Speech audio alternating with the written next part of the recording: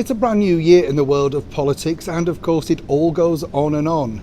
But now, could the current British Prime Minister, the Right Honourable Boris Johnson, be feeling a little heat from our glorious Majesty the Queen? And what about? Hi, good morning, Neil Sean here in the heart of London. As I say, we're outside one of my favourite places in London, 10 Downing Street. You truly can feel the history as you're walking through. And I must tell you also, when you turn up here, you're met by the wonderful British Metropolitan Police. They're also welcoming such fun, and on many occasions when you're rushing through to try and do a story, so helpful too, because without them a lot of the times we simply wouldn't make the deadlines to make sure that we hit the story around the world. But back as ever to your breaking political story of the day. What's interesting about this story for me is when you think about it, our glorious Majesty the Queen, really, because she's been on the throne so long now, 70 years, she started out with possibly one of the most famous British Prime Ministers in history, Winston Churchill. I think even today people still know who he is, what he did, and how important he was as a cultural figure.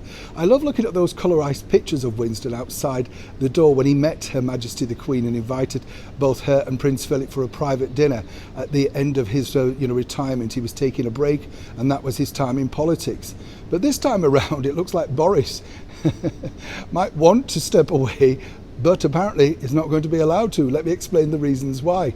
I don't know if you know this, if you're watching around the world, but every week the current British Prime Minister has an audience with our gracious Majesty the Queen. Now, this normally used to take place at Buckingham Palace, which is about 5 minutes on the road, so it's not that far for the Prime Minister to go. But of course, recently, Her Majesty the Queen has decided to place herself, reside in Windsor Castle, which is around about 25 miles away in Windsor.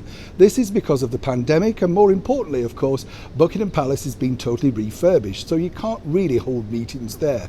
As we've told you before, Buckingham Palace is the centrepiece of British royal life. But as you can imagine, when you're a busy Prime Minister, it's quite hard to take out possibly an hour and a half to zip over to Windsor. So, as you can also imagine, the Prime Minister was rather relieved when he was able to undertake these audiences with our gracious Majesty the Queen via Zoom or indeed on telephone. But it appears in 2022, Her Majesty's now thinking, I've done enough Zooms, I've done enough phone calls, and as one courtier told me, she likes to see the whites of the eyes of her Prime Ministers. How terrifying must that be? Can you imagine when she's asking you all of those questions and perhaps you don't have the answers? So for now, well, perhaps we're all still being cautious during the pandemic, and rightly so. Boris Johnson may find that he's been let off the hook from those weekly trips to Windsor.